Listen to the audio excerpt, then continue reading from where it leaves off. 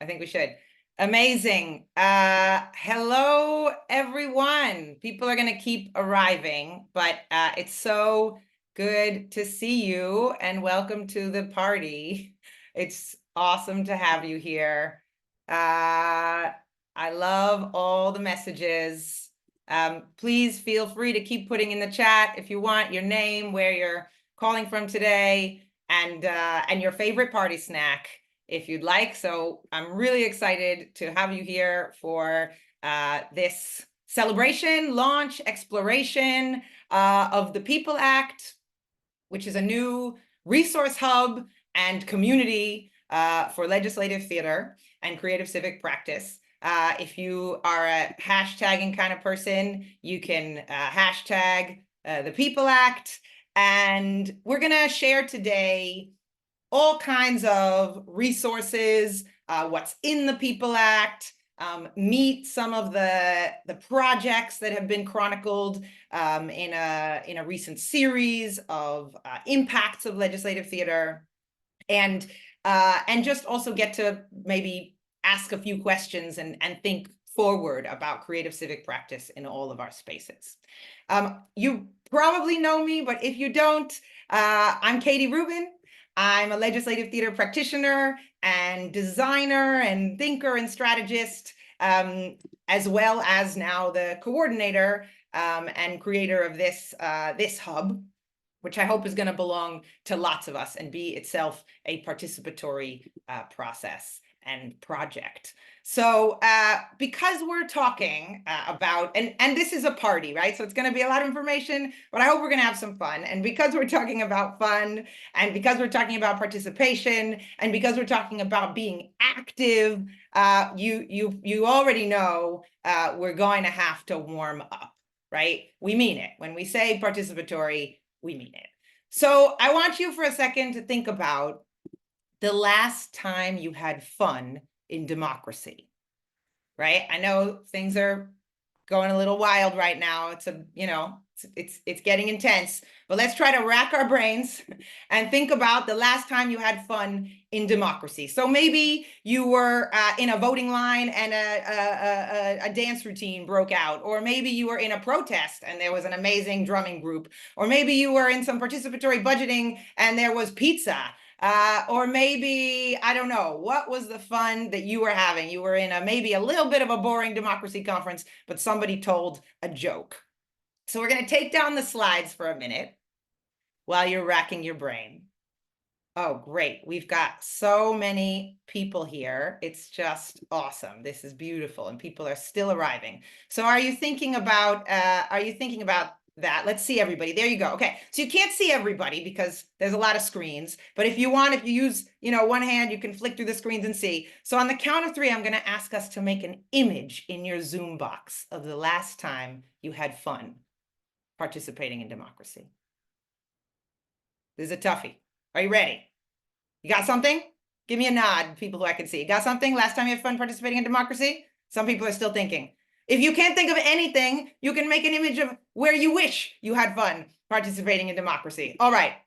So let's give that a go. On the count of 3, let's all make an image. The last time you had fun participating in democracy. Okay, I got mine. 3, 2, 1, image. Everybody. Hey, hold your images. Oh my gosh. If you want to flick through the screens for a minute.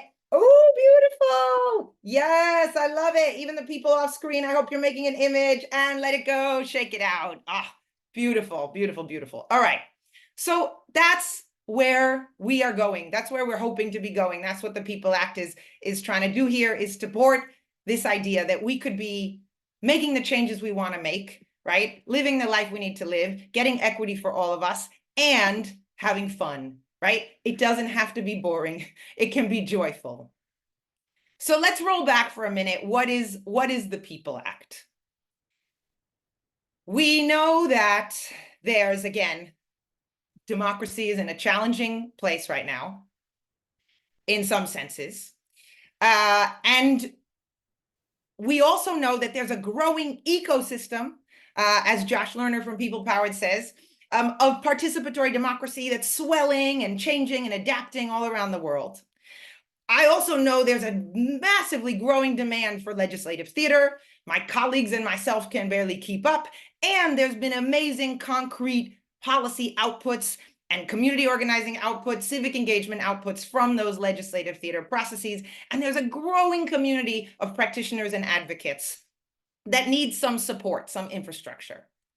So out of this comes the People Act. But it's not just a resource. It's not just a community. It's also a vision, a thought about the future. And this vision is a work in progress, as I think all visions are, right? But when I think about in a legislative theater process that I do, and I think about kind of what we're aiming for, I think about the big changes, the systemic changes, the revolution that I want. And I also think about the kind of immediate, tangible actions that we need to get where we're going, that we need to make our lives better today and tomorrow. So similarly, I'm thinking big here, and we're also thinking immediate. What do we need right now?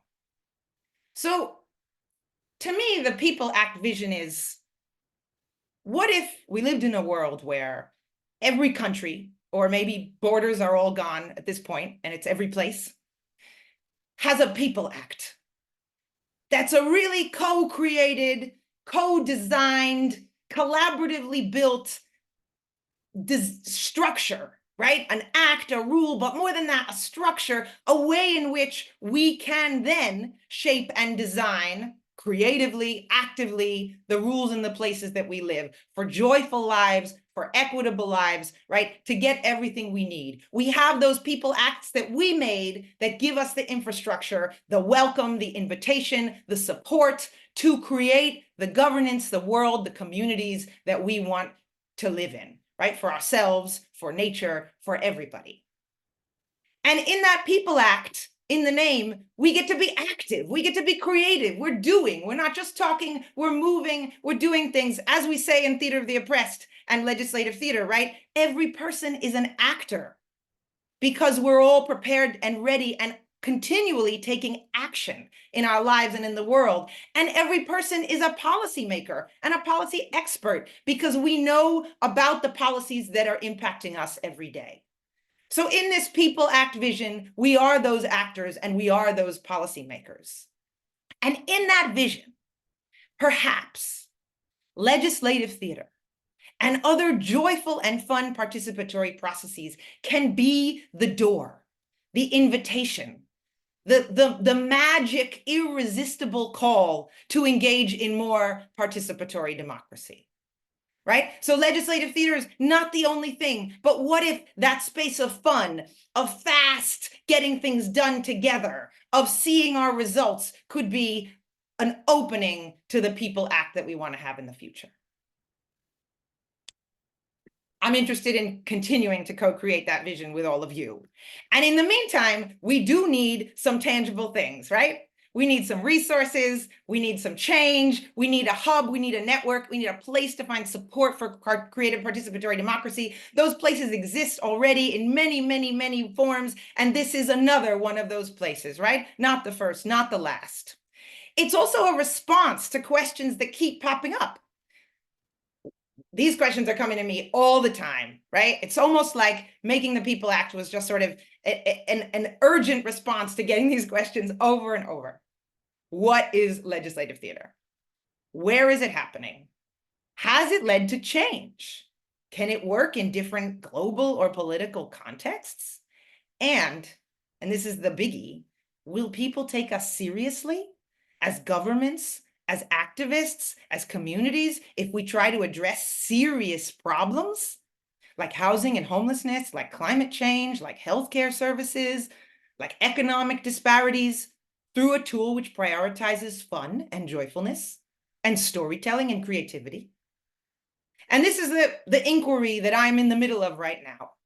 And so to try to answer some of those initial questions, we've got some new videos, as well as other resources. And I want to first introduce us to some of those answers, hopefully, through a new introductory animated video on legislative theater. So I hope everyone can follow along as we go, and let's take it away.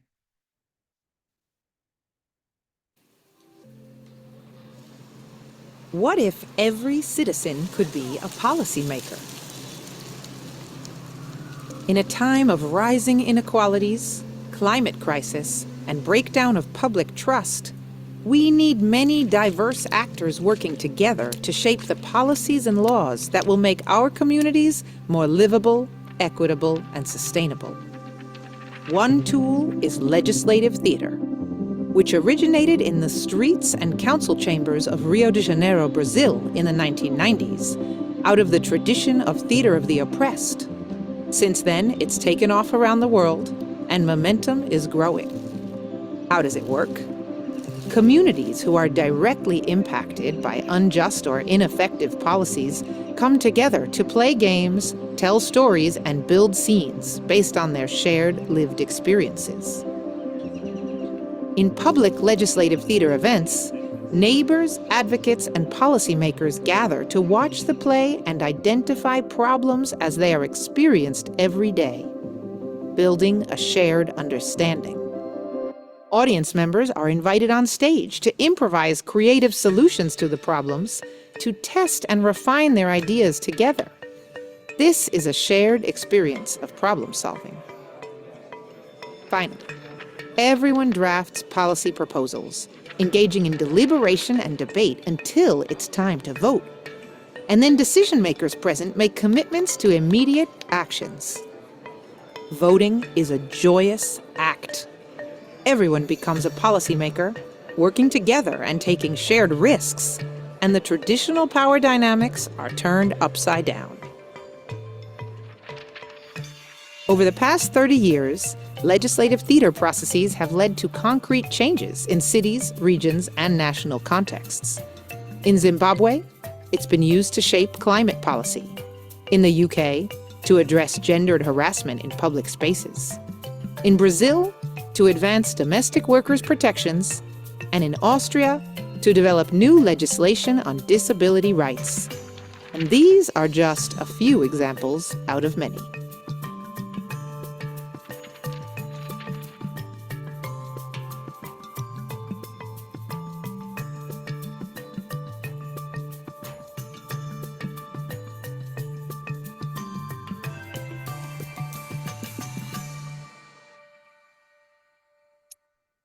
Yay, thank you. Awesome. So that is an introduction to legislative theater. And I want to shout out how we got here and who created that, I think, unbiased but beautiful animation. And again, what we're hoping here is that this is a resource for all of us. So I hope that this is kind of now something that all of us can use to respond to these questions, any of us who are getting these kind of questions. So how did we get here? First of all, I've been very grateful to be part of the Atlantic Fellows for Social and Economic Equity at the London School of Economics this past year. And that gave me some structure, some time, some funding, some thought partnership, an incredible cohort of international change makers to launch this project, do this research, and be able to work on this series. And you'll get you'll understand in a second, this is a series of videos. So there's more to come. So shouting out that process to kind of kickstart this work. And then in creating this series of resources, I talked to a whole lot of people and of course kind of thought deeply about the work I've been doing in the last 10 years in this space. But I also conducted 17 interviews with project participants in those projects we're going to hear about soon, and policy leads, ministers in government, former ministers, counselors, project organizers, project facilitators. Those interviews were mind-blowing in 4 different languages. Shout out to the translators, and we're going to talk more about those in a second. And then to create these videos, these 5 videos that we're going to get a taste of, as well as the website that we're going to get a taste of, these new resources, I got to work with an incredible team of women artists and designers who are all over the world or in different places in the world. And I want to shout them out. I hope that one of the outcomes of today is that you think that you might want to find these artists and designers for your next project because they are awesome. Also, their patience and support with me in going through this new process has been incredible. So I want to shout out the animators who worked as a team, Indri C and Nashin Javed. They did all of the animation that you just saw and you're about to see. The sound designer, Anna Roman, helped pull these things together. And then amazing, collaborative, fun graphic designer and web designer, Signe Leiderson, just awesome to work with. And this whole team was really, really, really delightful and also came up with beautiful things.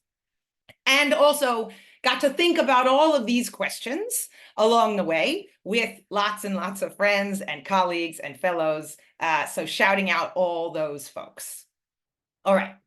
So I mentioned these interviews. So the first resource that I want to introduce you to in the People Act kind of resource hub that we're talking about here today is this series of case studies and videos, the introduction that you just saw, and 4 more, as well as written articles, written case studies, investigating, bringing to life what I found to be, and my colleagues found to be the most fascinating and interesting highlights from those interviews and that research. And what I was really trying to get at is, how do you operationalize joy in policymaking? How do you operationalize fun in policymaking, creativity, storytelling, grassroots leadership, and not just how, but why, towards the purposes of inclusivity and equity and embedding participation? And what were the challenges that these projects came up against in trying to operationalize those values in their legislative theater efforts? And how did they get around those challenges? So these are some of the questions that we're looking at. And yes, all of these resources are now, as of today, available online. So I'm going to tell you how to get them soon. So first, I'm going to introduce you to Austria. All right. So just before we start, Austria, you're not going to see the whole video of the next 4. You're going to see little tidbits so that we're going to just kind of whet your appetite to go back and check out the whole thing. But I want to highlight some of these because I think that the takeaways in terms of what was possible is really important. So in Austria, there was a minister at the state level, Tyrol, the state of Tyrol, a minister for social affairs, who was tasked with creating a new legislation for disability rights and disability benefits when the state was out of compliance with the UN Convention. And 2 times the bill had failed to pass. It had failed to even reach a vote because there were too many conflicting interests and groups felt misrepresented, unrepresented, funding challenges, all this kind of stuff. And they turned to legislative theater as a last resort. But it wasn't easy because she had to convince all of her colleagues in parliament to get just 100,000 euros, which is not a lot in the scheme of government, to implement this legislative theater process. And finally, she got the money, even though they maybe were expecting her to fail. You can find all the details in the written case study.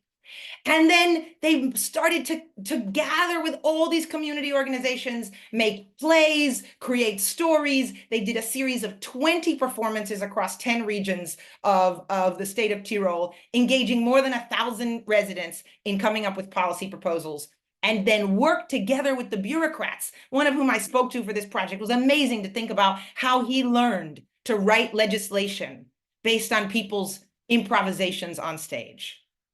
And then I'm going to take you into this just for a minute when they're just about ready with their performances and their legislation. What happens next? Let's take it away.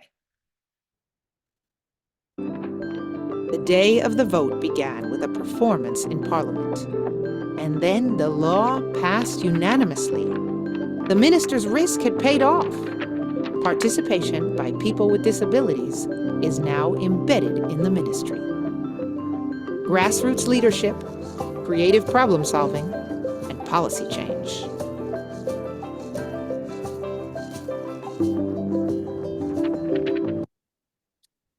So they did it. They did it. And I highly recommend you watch the whole Day of the story vote. and also read in the next slide. I'm going to show you that this is just the beginning. These videos are meant to introduce your colleagues, your decision makers, your community members about how legislative theater can impact change, but the whole story is also online in, again, what I find to be a pretty juicy case study.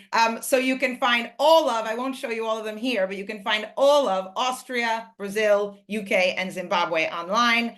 And not only with quotes and kind of takeaways from all these different stakeholders, and not only those, but you can also find Austria's case study available in German, and Brazil's case study available in Portuguese, and the Zimbabwe case study available in Shona. So we're hoping that maybe we can translate them even more, and maybe these are just the beginning. Maybe there will be more cases in the future. But all of those are available to go along with the watching.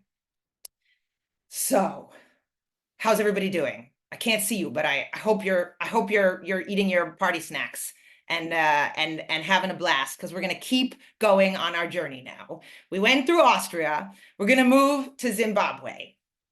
Going to see a little bit of Zimbabwe, and then we're actually going to hear from one of my colleagues who is the organizer of this project.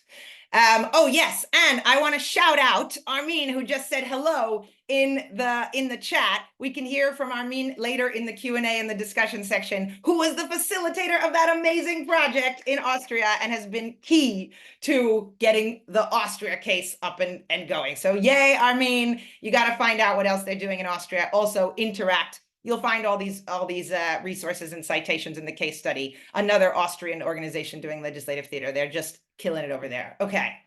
So in Zimbabwe, this was a more recent project, just in the last year plus, year and a half.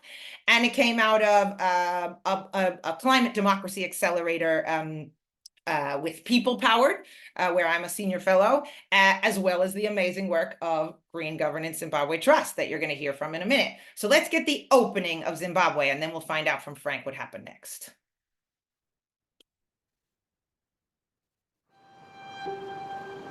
What happens when governments and communities don't have an open channel for communication and climate disaster strikes? How can storytelling and collective wisdom build trust and lead to action? In 2019, the region of Chimanimani in Zimbabwe was hit by a cyclone. Many residents lost homes and family members. Young people saw their future prospects impacted by climate change. In response, local organization Green Governance Zimbabwe Trust piloted a legislative theater initiative, bringing young people, community elders, and council leadership together to tell their stories on stage.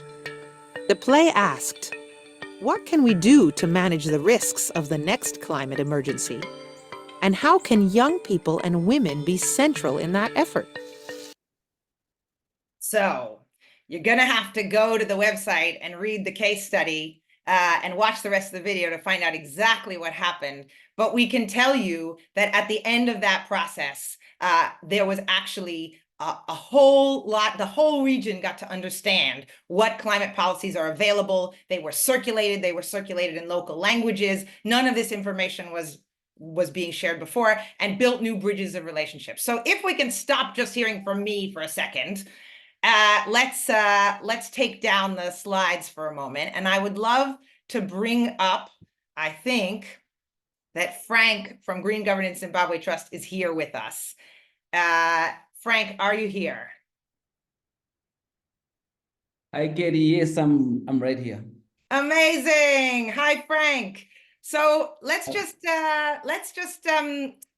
hear from you for a second. First of all, let's give Frank and Green Governance a round of applause. This project was incredible, is incredible. And Frank, I want to hear from, in your words, what happened kind of after that point in the video, what happened next in the project? And also, what do you think might be the value for you guys, for the work that you're doing of kind of getting these stories out there in the wider world? Go for it. All right. Thank you so much, Katie. And thank you so much, everyone, for tuning in. So my name is Frank Mpatlo, and I'm the founder and director for Green Governance Trust. So we are working in the communities that are mostly affected by climate change, severe climate change events such as cyclones, droughts, long winters, and so forth. So just to fast track, after the intervention that we did through the legislative theater, which sought to create an amicable and working relationship between young people and policymakers through theater. We managed to establish an environment where there is communication, there's access to information, and there's also co-production of policies between communities and policymakers. As we speak, we now have a policy which was co-developed by communities, by marginalized communities, by government representatives, by policymakers also on climate change responses. In my community, young people are now able to go and ask questions as to how they can respond to the impacts of climate change.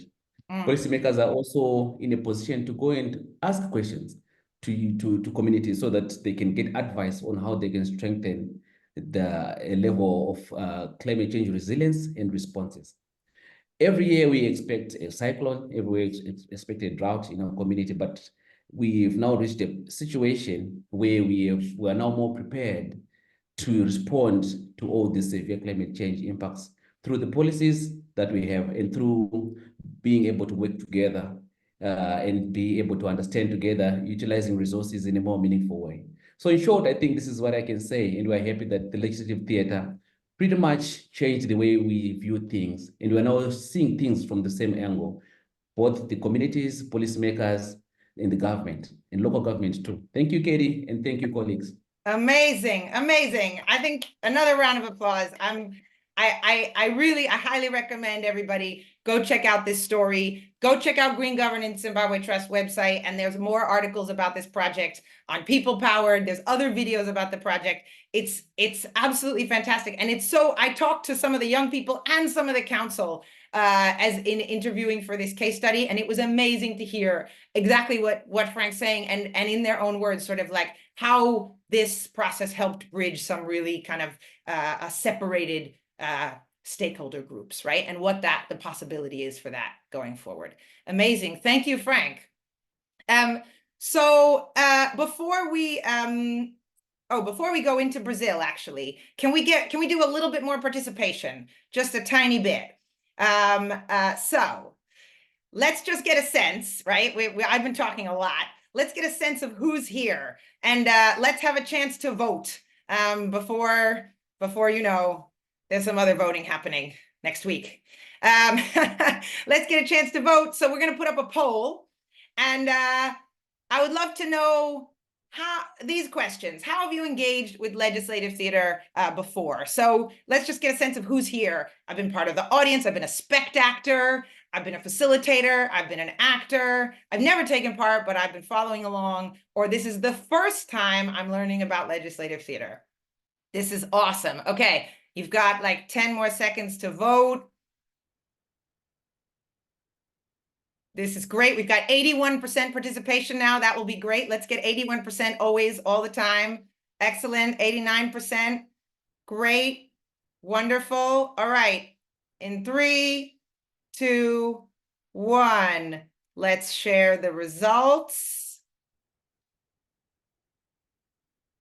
Can we? Yeah, all right. Okay. We've got great. 36% of the people have been a part of it as an audience member. We've got 25% here have been a facilitator. That is incredible. There's a lot of facilitators out there. We're going to get to that. How can you find them? We've got 13% of the people have been an actor in a legislative theater process. Yes. And then lots of people who are following along or are learning about it for the first time. Beautiful. All right. Thank you, everybody. So now that we know who is here, if a spectator acts, do they become an actor? Yes, well, you understand the boundaries are very thin. I think we're all spectators and we're all actors. All right, so we're going to go back to the slides. Everybody doing okay? Have a thermometer? Yeah, great. Doing thumbs up? All right, great. Don't forget your snacks. You need energy for the revolution. All right, so just before we go into Brazil, I see Claudete here. We're going to shout out Claudete, Olivar, Maria Jose, all the people who were part of this process, and the Center for Theater of the Oppressed in Rio. So before we go into the middle of this video, again, to give you a little taste, I want to tell you that this process is slightly older than some of the other processes and incredibly impactful. It's the only process in the 4 case studies that happened at a national level. So we're hitting different levels of government with these case studies. We've got local, state or regional, and national, and combined authority. I guess that's regional too. And here there was a group of domestic workers who were met in night school and started creating a theater play with Claudette Felix was here, Oliver Mendelack, who also helped with this case study. And they were leading that project, that group. And they were telling stories about all kinds of barriers to workers' rights that domestic workers were facing in Brazil, not having access to working papers, not having access, therefore, to retirement pay, severance, etc. Right? And they started creating plays, but at the same time, and performing those plays and working alongside the domestic workers union. And they figured out that there was already some advocacy to change some of these laws, but Parliament, national Parliament, was not really invested in changing those laws. You'll find the stats in the case study that Parliament at that time, like many other places, were overwhelmingly white, overwhelmingly male. Maybe it wasn't in their best interest, they thought, to respond to these petitions to move forward a bill for the rights of domestic workers. But we're talking about, right, the interest of everybody. We're talking about creating equity. We're talking about workers' rights need to apply to everybody. So the Marias of Brazil, they escalated to legislative theater. Let's see a little bit about what happened.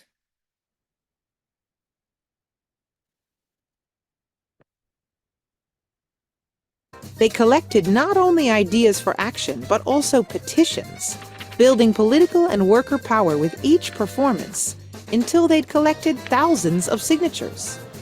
The Marias flew to the capital for a single exhilarating day to deliver those signatures and a performance to Parliament, demanding that the bill progress to a vote. They called their campaign the Marias Fight for a Just Law. After several years, the law passed, with the Marias' contributions formally acknowledged by Parliament. Domestic workers across Brazil were now entitled to working papers and retirement pay, and further federal protections followed. The Marias continue performing and campaigning to this day. You gotta check out this story. It's incredible. The Marias do Brasil, what they have achieved.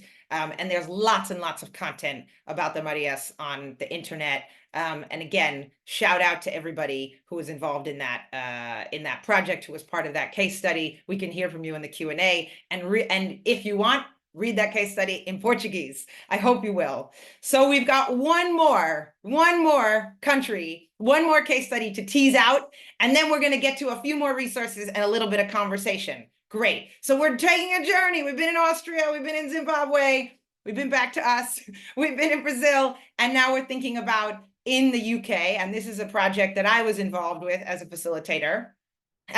So just to intro this project, at this moment, again, very recently, in the last couple of years, the problem was growing, but this project was in the last couple of years. There is a growing problem. This is particularly in Greater Manchester, where I'm based, around sexual harassment and lack of safety for women and girls and all people in parks, in streets, in transport. And this problem was growing in awareness. It was impacting people's ability to take public transport, to exercise outdoors, to use active travel. But there were lots and lots of consultations, as you can see, lots of tick boxing going on in local authorities trying to figure out what to do. But there was a feeling of frustration with those consultations. So as part of a project called Right to the Streets, led by Greater Manchester Moving and Trafford Council, a group of residents came together to use legislative theater alongside many other tools for creative policy and systems change to think about how we can address this problem. So let's see what happened there.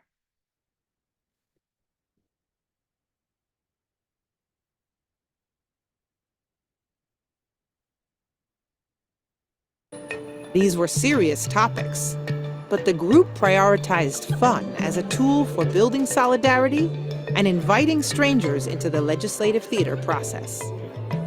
There was laughter as the audience recognized the spectacle of an intoxicated sports fan intimidating young people, and shock as a ticket inspector stopped a woman from entering the tram, leaving her to fend off a predator alone. The audience suggested new policies and demanded commitments to action from policymakers. Everyone felt the power shift. But a shift in power isn't the only goal. It's also the concrete changes that follow. The proposals contributed to new active bystander training for all public transport staff and a citywide campaign against harassment, while the community members continue to push for creative ways to engage in democracy. Amazing. Way to go. Thank you. And I know we've just seen a lot of little clips. There's more to see. And also, I just felt like we couldn't leave out any of these incredible cases. So there you go. Now we're together. And I would love to bring up to here for another minute, Sam Dixon, who has been a participant in legislative theater and then a co-facilitator and was part of this project. Sam, are you here? Yes, I'm here. Hello.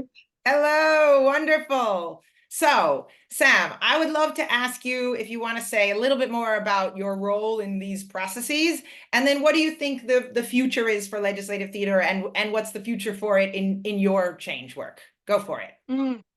So I started out as a participant in a legislative theatre process in Manchester called Mindset Revolution. I just signed up to it because there was a post saying, are you interested in policymaking and youth mental health and like theatre? And I was like, yeah, I do. So I signed up and learned about the legislative theatre process, went through it as an actor myself. And then continuing the legacy of that, Katie Rubin trained me to become a facilitator in it. And quite swiftly, then there became another project, which was mentioned in the video that I was a co-facilitator on. And since then, I've just done like bits and bobs of co-facilitating and just like lead facilitating as well around Manchester and Greater Manchester. It's been done in like different formats, so it can be done in projects, but also with organisations. So as a result of the last project, I got in touch with the Greater Manchester Combined Authority and joined the Women and Girls Equality Panel. And through that, we're now doing a lot more participatory democracy to help shape the policy in there. So recently there was a legislative theatre workshop that we did there, led by myself and somebody else. And I think what I hope for the future of it is that the legacy continues. Like if there's at least just one person, hopefully more, but if there's just one person from each process, each workshop, each project that can take that somewhere else, the participatory aspect of it, perhaps they want to train as a facilitator themselves, and then they can just spread it. And yeah. Amazing. Amazing. Yes, I love that. That is the message of today, right? How do we multiply? How do we spread? How do we take it forward? And Sam, you are amazing. And you are going into those spaces like those Women and Girls Equality Panel and saying these policymaking processes are not fun enough. They're not creative enough. They're not inclusive enough, right? They're not representative enough. And how do we change those spaces? So that is what I hope we can all keep doing and what we are doing. So on that note, whew, I know this is a party, but it's also a monologue. We're gonna get back to the talking, but you all are rocking it. I love the energy. I love the chat. So what do you do next? What do we do next, right? So how do you access and share these resources? There's a new website. I think I shouted out Signe Leiderson, but you should go find her website and check out the visual identity, the kind of whole framing and the website that she has made. There's pages for each of these case studies. There's videos, there's the case studies written up, but it's, and there's practitioners, there's advice, there's even more examples and evidence, particularly a timeline of some of the projects that I've been doing in the UK for the last 5 years. There's resources from Theatre of the Oppressed NYC, where I used to work. So let me show you what some of those are really briefly, and then we'll hear about another resource that you can get involved in right now. And then we'll have time for some questions. So I've just showed a few images of what's happening on this website. You can get some resources on the resource page, including the people-powered playbook for legislative theater, but you can also get the people-powered playbook for digital platforms, for participatory budgeting, for citizens assemblies. Some colleagues who are on this call and myself helped write the content for the Legislative Theater Playbook. You can get the Wildcard Workbook, which really takes you through facilitating theater of the oppressed, coming from Theater of the Oppressed NYC. You can get other resources, reports, all kinds of things. How do you get started, right? This is what happens next. But you can also find people. So part of the idea, this is a participatory effort. There's practitioners all over the UK. We've been launching a legislative theater network in the UK. And so you can find all of those practitioners and organizations listed on the Connect page. Can we see the next slide for a minute? And you can also find more practitioners in the global community. That's not all, that's just what fit on the screenshot. And you can find even more that we're going to keep putting up. This is a work in progress, right? It might be true that we wanted to have fun and launch this thing today before, you know, things get even spicier next week. So this is a work in progress, down to the wire, because we really wanted to get these things out and share them. So there's more than that. There's language about legislative theater, right? There's, like I said, there's timelines, there's podcasts, there's videos, all the kinds of things, and hopefully in a really accessible and fun way. And because it's a participatory project and kind of a community, please feel free to share as you look through it, things that you think would be useful to share on there, other practitioners, etc. So I also want, just before we go to questions, I want to turn to Maria, who's been doing the incredible Zoom tech for today. So I'm giving a round of applause to Maria because this has been beautiful. And Maria's going to tell you about another opportunity to get infrastructural support for maybe your new legislative theater projects or otherwise from People Powered. And we've got lots of People Powered people in the house. Go for it, Maria. Thanks for the shout out, Katie. Hi, everybody. I'm Maria. I work at People Powered. So we're in an organization working on participatory democracy. We create resources and programs to build capacity for organizations and governments who are also working on participatory democracy. So we work closely with our community of practitioners, experts, and academics in developing some of these resources and programs. So if you're interested in implementing or improving your legislative theater programs in your own communities, or really any other participatory process, we can help you. So we offer accelerator programs like Frank's program in the Zimbabwe case study that was supported by one of these accelerators. And so we can help you plan and implement a participatory program. It includes training, it includes resources like the playbook that Katie mentioned, and one-to-one mentorship with these practitioners and experts. So some of these accelerators actually also include an implementation grant. I know that's exciting. And right now, applications are open till November 24th. You can apply for 4 different types. We have one for climate-focused programs. We have one for programs looking to adopt more innovative participatory approaches. We have one for programs aimed at engaging more youth, more women, more displaced people. And finally, we have a mainstreaming accelerator for anyone looking to institutionalize participation. You can find more information and you can apply for them on our website at the link that Ryan has very helpfully put in chat. Thank you, Ryan. So check that out and apply again by November 24th. Thanks a lot. Back to you. Amazing. So if after looking at all these resources, you're like, my community, my local government needs to do this right now. You've got infrastructure and lots of the people here, right? I'm a mentor in some of these processes. If you are in an accelerator or another kind of process developing your legislative theater project, you might find some of the people in this call. So those are just some of the resources that are part of the People Act and other resources you can find there. Let's now, last slide for today, really. I would love to hear your reflections and your questions, and I want to share some of my own.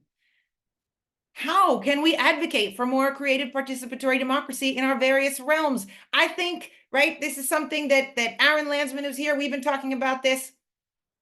Creativity and fun in democracy are not a nice to have. They're not an extra. Right? If we don't have creativity, we're not going to come up with new things. If it's not fun, people will not have that irresistible welcome that they need to feel invited, right? So how do we advocate for more of these kinds of processes? They might be legislative theater, they might be other things, they might be Legos, right? I want it all. How can we encourage policymakers to take those risks that lead to more people acts, right? So the long-term vision. How do you get in touch with these amazing designers? And who else should be part of this conversation? Those are some of the things that I'm thinking about. So let's see each other again.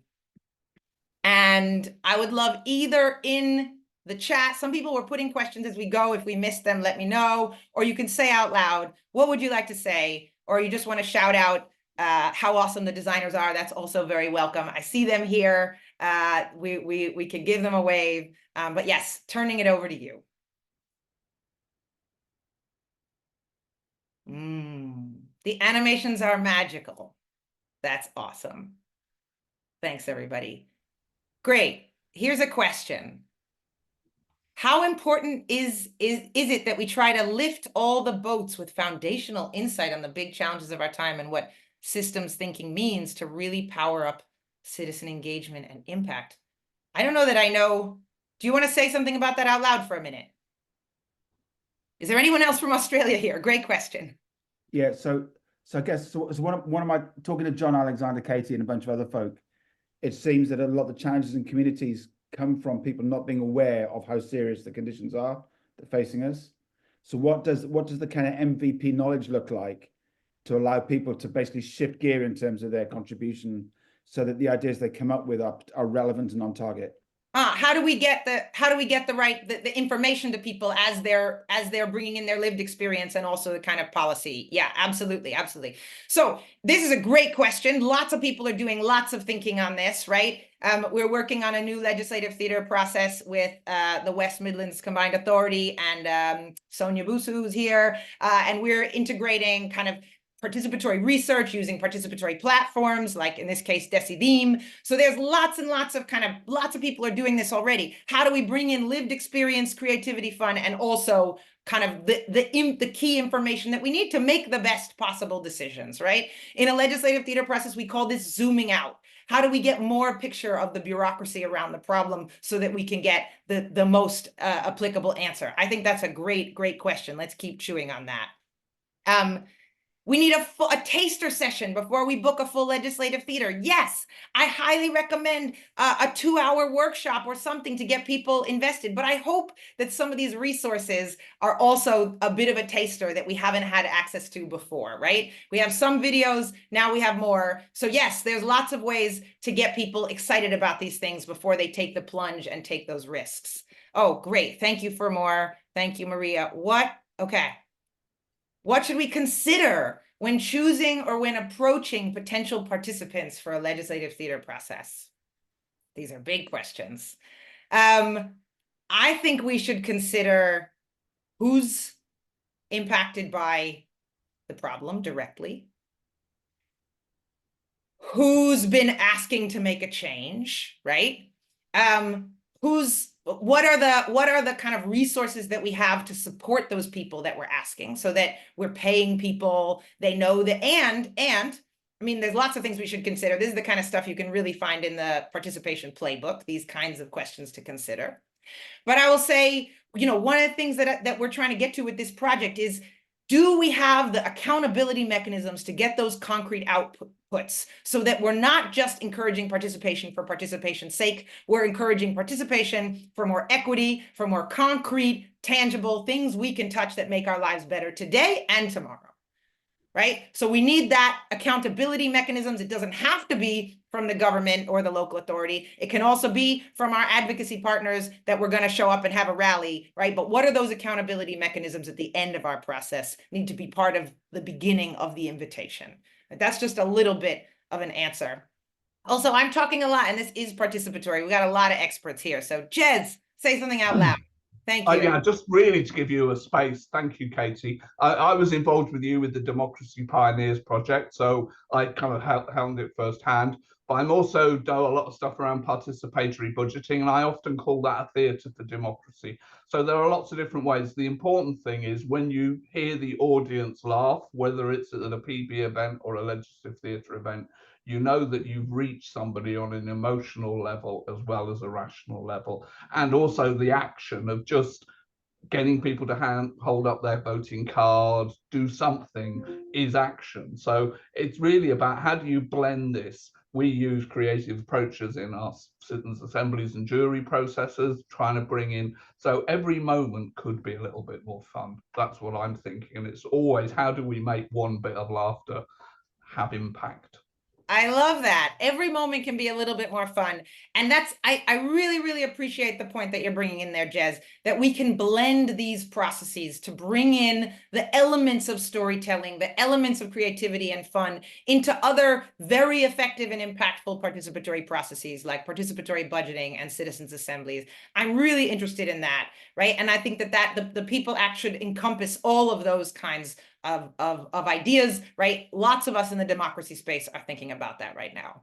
Amazing. There's so many questions in the chat that I'm losing my way. Maria, what do you recommend? Okay, here we go. I want to shout out also, I see some things in the chat and then I'll go to another question or two.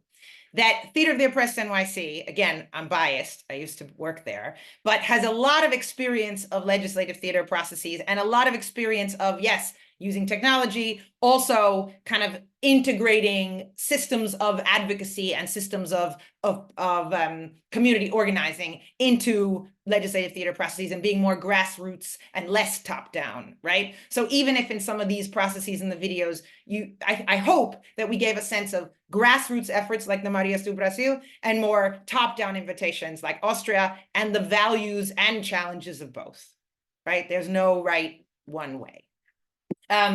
Great. Okay. Is there an events tab? That's a great point. There should be an events tab. Thank you. This is a participatory process. Yes. There's a news tab where some kind of news can be shared. There's right now some writing and some media. But yes, we need to have events. So one of the things you can do is sign up right now to the newsletter. You know, you might be on my newsletter already. I try to share events there, but we need a more centralized place, not just for the legislative theater events that I'm a part of, but for lots of us. So yes, ideally, there will be that kind of events tab. So, but getting on the newsletter is a key first step if you're not there already. All right, one more question maybe, and then we'll just give ourselves a big round of applause. These questions are amazing.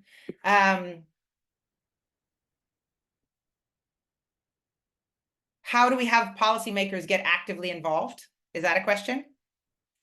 Do we have, I might put somebody on the spot. I think I saw you come in, but I'm not sure. Do we have Eve Holt here? Eve, do you want to help answer that question? Eve was part of the Right to the Streets project and is a policymaker.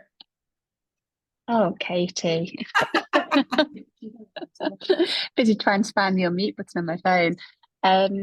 I think to be honest, that's the beauty about Right to the Streets, because I think Right to the Streets around legislative theatre is irresistible because of the energy that's created. So there were people in the room, weren't they, after the legislative theatre we did for the Right to the Streets, who said, okay, we talk about co-production all the time, but this is actually it in action.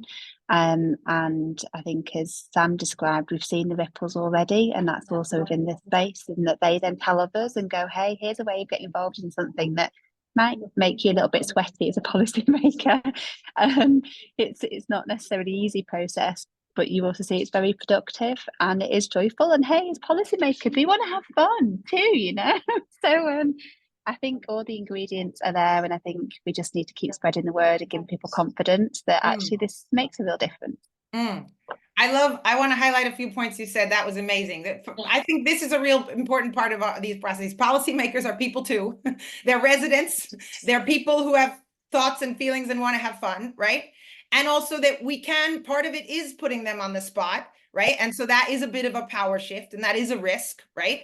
But there's also this thing about, I love what you said, and I've heard other people say this, how efficient these processes can be. And I remember you said once that, you know, it could take 3 months of meetings to get to what we did in 3 hours. And I think it doesn't mean that we always have to do these things so quickly. But as I said in the beginning, maybe having something that feels efficient and fast and fun can be a gateway to us into those things that are also longer and slower and deeper, right? Absolutely. Yeah. All right, so there's so many great questions. I'm going to talk about them more. I love the resources you're sharing in the chat. But some of us who are in the UK might need to go pick up our kids, or that's just me, and get back to our things. And we also should just have a little bit of a party dance at the end here, because it is a party. So I do want to say yes. You can combine these tools. We won't say now how you can combine them, but we know in Brazil, an organization is doing legislative theater coming out of a citizens' assembly. People are doing parts of legislative theater to get folks into a participatory budgeting process. You should come to the People Powered webinar about that. And we should be, I hope, right, that today is a launch of all of us thinking about those things more, being in conversation. I don't want it to be a one-off. I hope that you will come to these resources, check out the website, right? Watch the videos, reach out to the designers for sure, follow those projects, figure out what other projects we need to be highlighting, right? These are 4 with really concrete impact, but they are not the only ones. Read the Watch Act Vote report of all the processes that happened over 5 years in New York City. There's so much out there, and I want us to be able to share them with all the people who could be excited about fun, creativity, joyfulness in participatory democracy. So I want us to give ourselves a round of applause. Thank you, everybody, for sticking with it. Give yourself a little dance. How about give yourself a little dance in the Zoom screen? There you go. We can put some music back on as we go, but we won't close the chat. So feel free to keep asking questions, to keep being there. Reach out via email, reach out in the website, check out the People Act. I hope that we can continue this celebration of creative participatory democracy far into the future. Thank you, everybody.